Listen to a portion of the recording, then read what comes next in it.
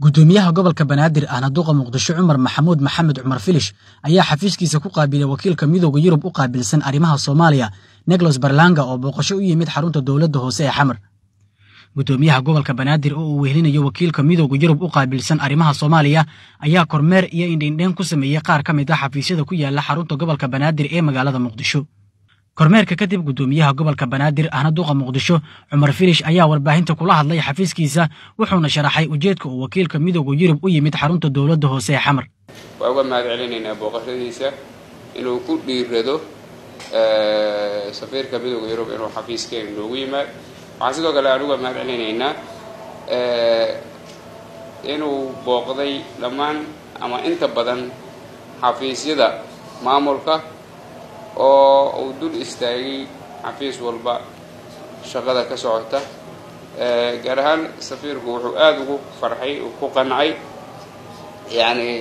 gabdhaha Soomaaliyeed oo wax bartay ragga uga badanba xafiisyada ee gudanaya shaqooyinkoodii iyo waajibaadkii ay u xilsaarayeen. taas ayaa si gaar ah soo jeedatay sida uu noo sheegay.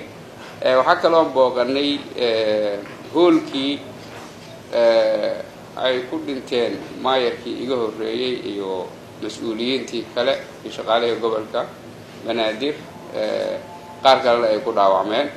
hoolkaas oo ayaduna runtii soo jiidasho gaar ah lahaa maxaa yeelay sida wax uga dhaceen iyo sida loo dayactiray oo isbedelka fiican oo dayactirka oo uga muuqdo.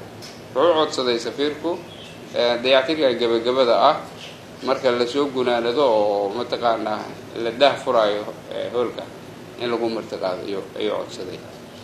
sidoo kale wuxuu wax naga weydiiyey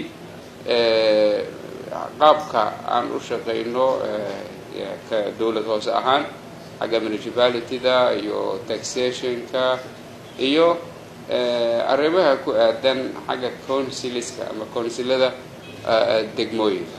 taasoo runtii uu noo sheegay safiirku inuu aad u jeclaan lahaa inuu arko degmooyin ka mid ah gobolka Banaadir oo doorashooyin sameeyay si nabad ah soo doortay golayaashooda deegaanka inuu arko aad u jeclaan lahaa.